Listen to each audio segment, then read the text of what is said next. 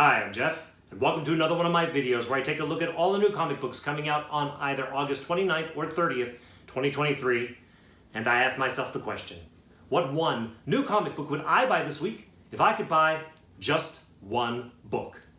Let's start off this video by taking a look back at my pick from 2 weeks ago, which was The Cull, issue number 1, and the question remains, was it a worthy and worthwhile book to be my just one book pick of the week? And the answer is kinda, maybe. I'm not really sure about this one. It wasn't bad. It was quite good. The art was fantastic. Really, really great. What I'm hung up on is the story. Now, basically, the story is about a group of friends that get together to make a movie, a documentary or something. They enter a cave at low tide. They get to the other side of the cave, and it opens up to what appears to be like an alien world. And one of the members of the group is convinced that their missing younger brother, I think it is, might be on this alien world and wants to go find them. It's an interesting story, an interesting premise, but it's hard for a comic book to really grab anybody's attention in one issue because one issue of a comic book is of not very much content. And you have a lot of work to do in order to set up the world, set up the plot, set up the characters, set up everything, and get people to want to come back for more. And I'm a little bit on the fence about it. I think basically what I've decided to do is if when issue number 2 comes out, if it's a light week for me, I think I'll go ahead and pick up issue number 2 and see if it grabs my attention a little bit more. If when issue number 2 comes out, it's a busy week for me, meaning I'm buying a lot of books already, I'll probably skip it. That being said, I have nothing bad really to say about The Cull, just that I'm not quite so sure if I'm going to continue to read it. If you read The Cull, I'd like to know your thoughts about it down in the comments. All right, let's go ahead now and take a look at the books that are coming out this week. Now, the first honorable mention that I want to tell you about is a new book. It is called Talks, issue number 1, from Blood Moon Comics LLC. It's a short description, so I'm going to read it to you. In a dystopian wasteland where humanity has long since been sterilized by radiation, a woman miraculously becomes pregnant and must find a way to stay alive as multiple groups vie for control of her and her unborn child's future. All right, so there's a lot of unknowns here. I don't know the writer, Eric Palicki or Evan Carruthers, or artist Ben Worrell. I don't know this publisher, Blood Moon Comics LLC. There's a lot of question marks here. But the premise was short, effective in telling me exactly what I should expect from the plot of this comic book, and the art on the covers I find compelling and interesting. If it was a lighter week for me, this would be something that I might consider taking a flyer on and checking out. So if it's interesting to you, I wanted you to have it on your radar. The next book I want to tell you about is a fun one. It is Godzilla Rivals versus Space Godzilla, issue number 1 from IDW.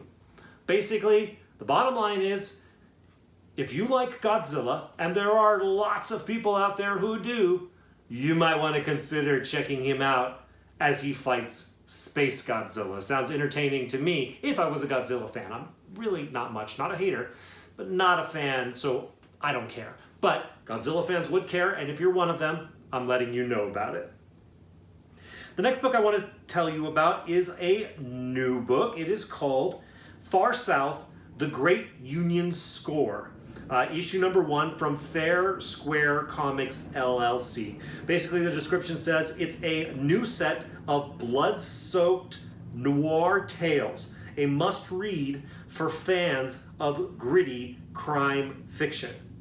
Now, I don't know the writer Rodolfo Santullo or the artist Leandro Fernandez, so I don't know what to expect from this, but if you're looking for something to try this week and you're into blood-soaked noir tales that are a must-read for fans of gritty crime fiction, then I wanted you to have this on your radar. The next book I want to let you know about is another new book. It is called Ancient Enemies, The First Responder, or just First Responder, I think it is. Issue number 1 from Frank Miller Presents LLC. This is another one. I don't know the writer Dan DiDio or the artist Mario Guevara and Joe Prado. I believe Frank Miller Press did some kind of like search for young undiscovered talent and are putting them to work, which is pretty cool, and they might be some of the people working here.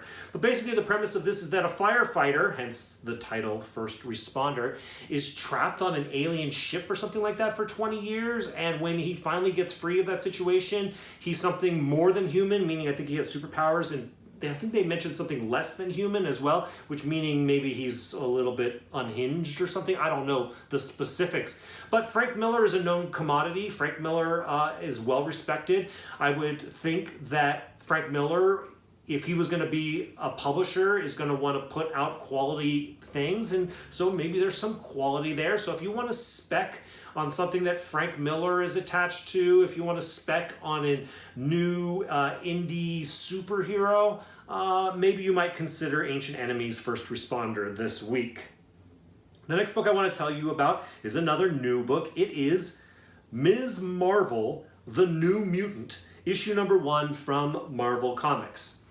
It was about 3 months ago, maybe, it wasn't very long ago, that we were talking about the death of Ms. Marvel. Well, we knew she wasn't going to be dead very long, and in fact, she was hardly dead at all.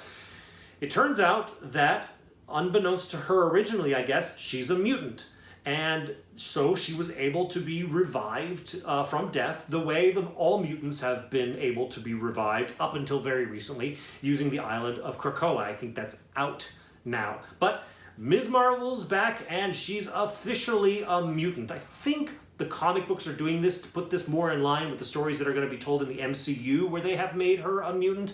That's fine, making her a mutant, that's cool. Killing her, bringing her right back, that's a little bit less cool. But if you're a fan of Ms. Marvel, you're excited about it. So I mentioned this book this week in case you fall into that category.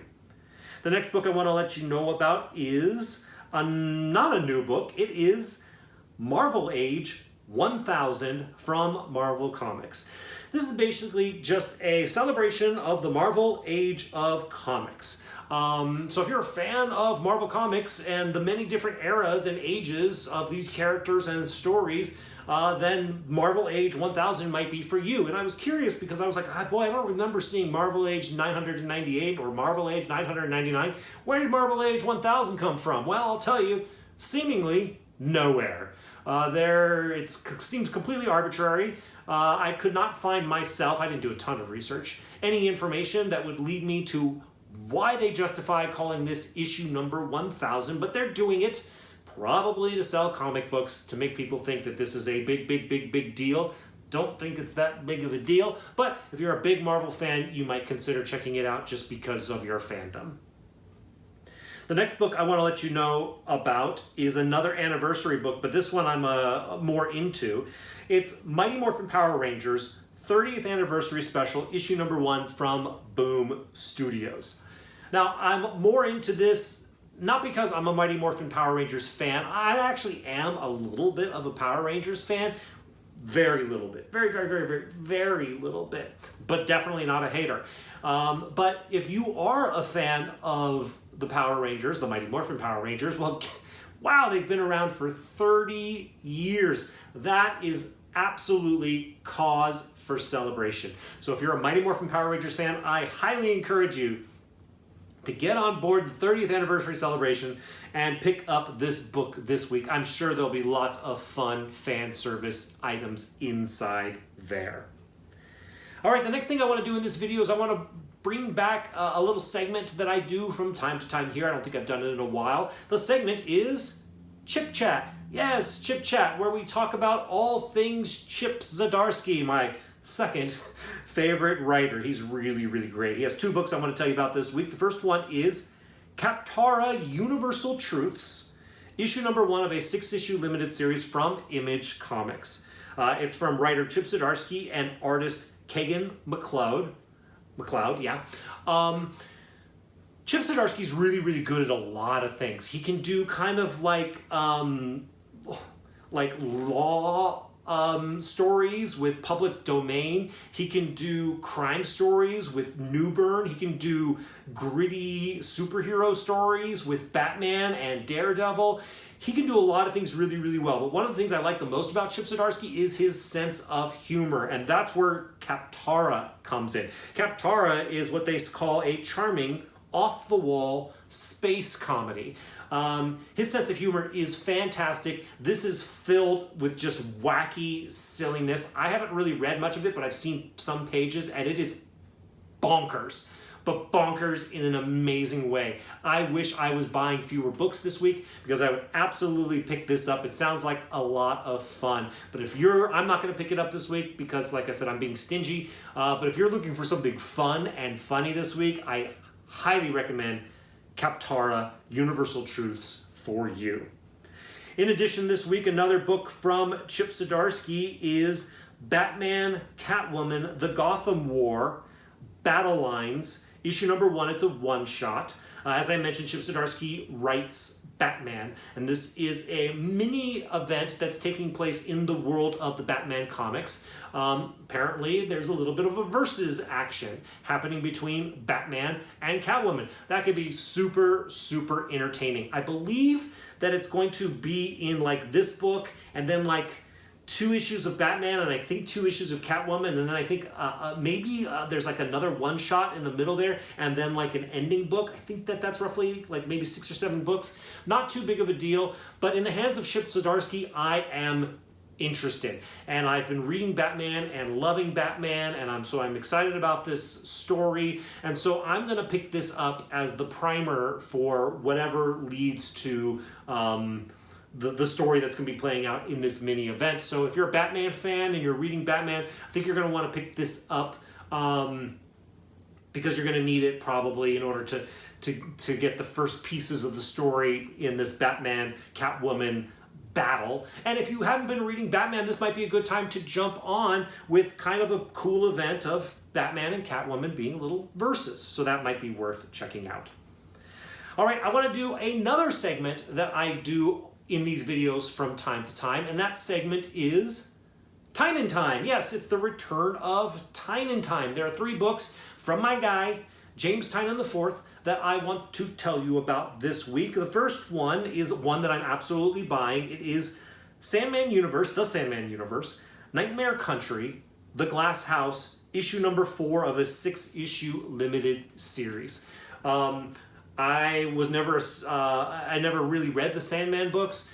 I've told you before, I'm pleasantly surprised with how much I'm enjoying this Nightmare Country series. I'm enjoying it a lot. I'm sticking with it. I'm buying it this week. I'm reading it, so I tell you about it. Another one that I'm giving a similar treatment to is World Tree, issue number 5. That's coming out this week from Image Comics. Once again, from my guy, James Tynan IV, and artist Fernando Blanco. It is a fantastic series, dark, gripping, gritty, anxiety-filling, terrorizing entertainment that I am really enjoying. I've been talking about it ad nauseum. If I haven't convinced you to check it out already, I'm not going to do it today, but this is the end of this first story arc, so take that as it may. I'm really, really excited to read World Tree issue number 5. And that brings us to the one book that I would buy this week if I could buy just one book, and that book is The Devil's Cut one-shot from Distillery Media Incorporated. Here's the description. The Devil's Cut is your introduction to Distillery, a new publisher redefining creator-owned comics. In the aging process, the whiskey that evaporates is called the Angel's Share, but the most potent spirits are captured in the wood, the Devil's Cut. This is the Devil's Cut. Unfiltered stories from the most fearless creators, offering a distinct taste of the quality to come.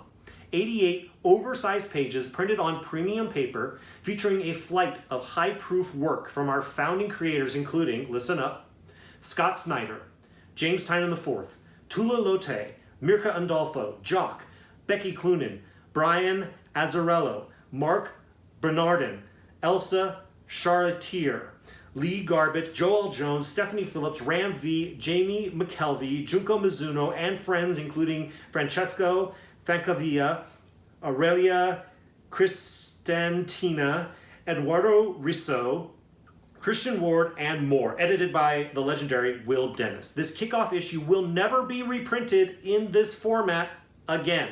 All covers are full wraparounds. So my guy, James Tynan IV, is what originally drew my attention to Distillery Media and to The Devil's Cut. I was interested because he was involved. But then when I saw all of the other creators that are involved with this initial offering from this new publisher, I was over the moon. This is a murderer's row of talent in the comic book world right now. I am going to give full disclosure here. I am going to be the owner of about 104 copies of this book. I hope to sell some of them to get back some of my initial investment, but a lot of them I'm picking up on spec because I think the spec potential of this book is through the roof. It's not ideal that it's basically a collection of preview stories. It's just going to give you a taste of the things to come. But because they've done that, what they've done is they've given you multiple new stories, multiple first appearances from some of the best talent in the business today. So if any of the stories in this The Devil's Cut become a movie or a television show or anything beyond what it is today, this book is going to be the one that is going to pop in value. And once again, like they said, they are not going to be reprinting it. So I just think that the spec potential is too great to pass up. So I am diving in, and I am diving in hard. You do not need to buy 104 copies of this book, but I highly recommend that you pick up at least one. It is a magazine format, so it is larger, so it is difficult to store. It is a $10 book, so it is pricey. You could probably get them for $8 from your local comic shop if you have a pull. But I just think that the spec potential there is absolutely worth the $10 price to buy in and have it in your collection and see what happens. So for that reason, that is why The Devil's Cut is my just one book pick for this week. All right, I have a lot more to say about Distillery Media, but I'm going to save that for a different time because I'm sure this video is already long enough. If you like this video and you like this content, likes are very much appreciated by me. And if you haven't already subscribed, I would invite you to go ahead and do so right now. Thank you all so much for watching this video. I'll see you in the next one.